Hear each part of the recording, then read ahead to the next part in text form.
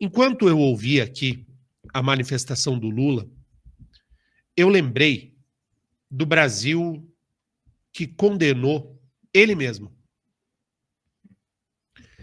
É muito fácil ter o seu processo anulado pelo Supremo Tribunal Federal, pegar um avião, chegar em Nova York e falar como o baluarte da moralidade. Eu vou relembrar o que Lula fez antes de voltar agora a ser presidente da República. Só para que isso fique muito claro e nós não caiamos na tentação de sermos hipnotizados pelo canto da sereia lulista. Lula, no seu primeiro mandato, ele assumiu em 2003.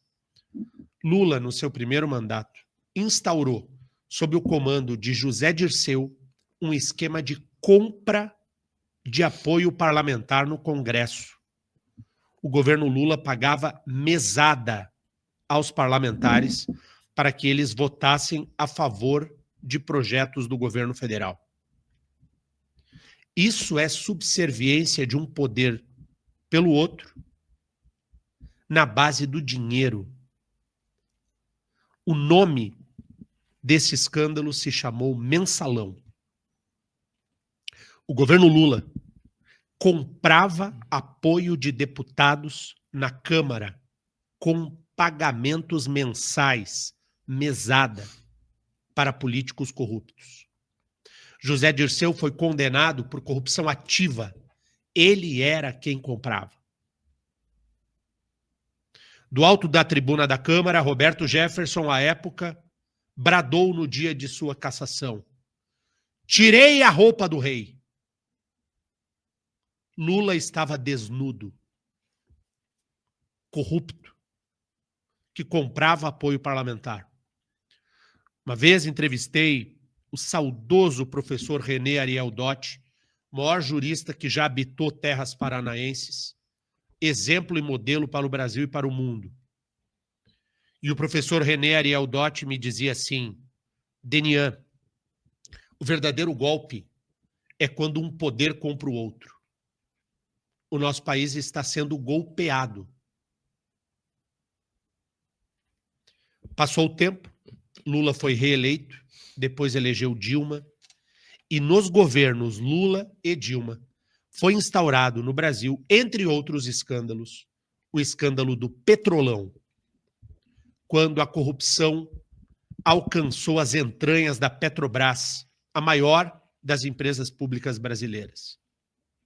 Num esquema de apropriação de dinheiro público num negócio famigerado que envolveu também empreiteiras, as maiores do Brasil: Odebrecht, OAS, Andrade Gutierrez e Queiroz Galvão.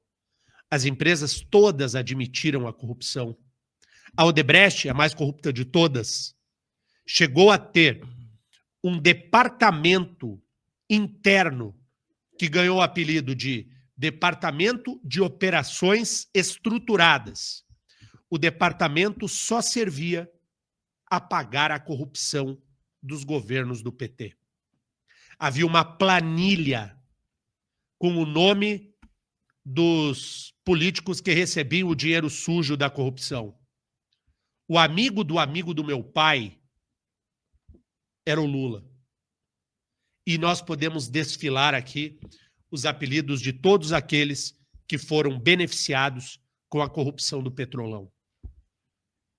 Lula ontem na ONU, e o nome disso é desfaçatez, ele se comporta como se ele fosse o as da lisura para apontar o dedo aos outros. O Lula é o folclore.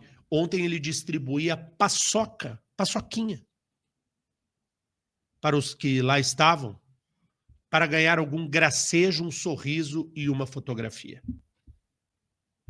Donald Trump, depois da manifestação de Lula, foi à tribuna da ONU, disse que se reunirá na semana que vem com o presidente Lula para discutir a questão das tarifas, mas ele acusou o Brasil, com todas as letras. A imprensa brasileira, ela edita a fala do presidente Donald Trump.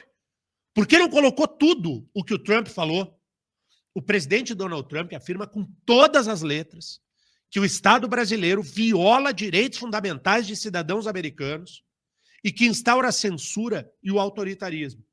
Isso a imprensa fez de conta que estava um Trump faceiro.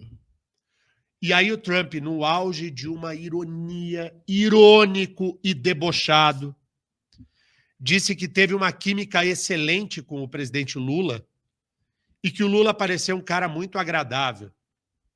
E aí diz o Trump, eu tive um encontro de 39 segundos. O nome disso, para quem não entende, é ironia. O Trump estava debochando do Lula. E como que a imprensa lulista transmitiu isso ao Brasil? Que o Trump havia se rendido a Luiz Inácio Lula da Silva. Que foi charme de Lula. Que foi um duro golpe para o bolsonarismo. Alguns comentaristas disseram isso. Que duro golpe para o bolsonarismo? O Trump falou o discurso. Foi um discurso, inclusive, elogioso ao Bolsonaro. Mas você transmite só o que você quer. E a mensagem foi um duro golpe ao bolsonarismo e o Lula encantou o Trump. O Trump terá de se render ao charme de Luiz Inácio Lula da Silva. A diplomacia brasileira, que não é boba nem nada, está preocupada não com a narrativa da imprensa, que a imprensa narra o que ela quiser, mas a diplomacia brasileira está preocupada para que não aconteça com o Lula o mesmo que houve com o Zelensky, em que o Zelensky sentou diante de Donald Trump e levou uma mijada. Lembra, Pedro? Lembro. Que foi um vexame mundial, né? Qual o temor da diplomacia brasileira? De que o Lula sente ali, o Lula não sabe inglês, o Zelensky sabia, sabe, né? O Lula sente ali, o Donald Trump deu uma lavada nele e ele não consiga rebater a altura. Então a diplomacia brasileira está aterrorizada com esse encontro e onde ele será e como ele poderá ser transmitido. A diplomacia brasileira entendeu, evidentemente, os diplomatas são muito qualificados, a diplomacia entendeu a ironia de Donald Trump, quando chamou para a reunião na semana que vem. A imprensa lulopetista brasileira acha que o Lula bombou. É complicado, né? Porque a interpretação de texto mandou um abraço para os colegas jornalistas da imprensa brasileira. Tem gente que é devota, Pietro, de Nossa Senhora da interpretação do texto.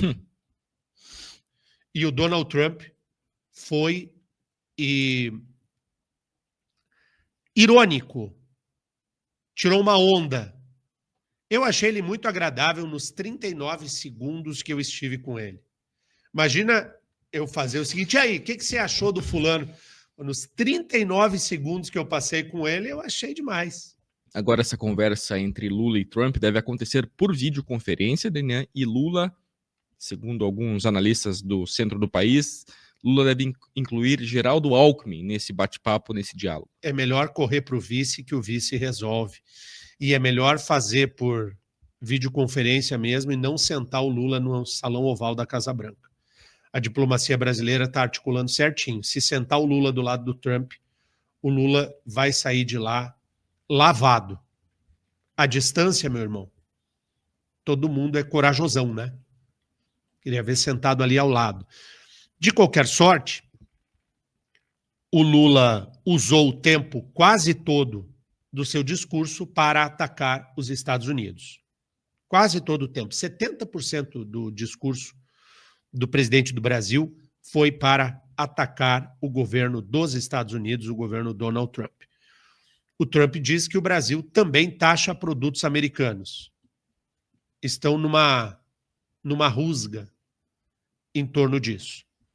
Finalizou a participação dos chefes de Estado no evento da ONU, naquele evento de abertura, me refiro, e agora nós vamos ver os desdobramentos para a semana que vem.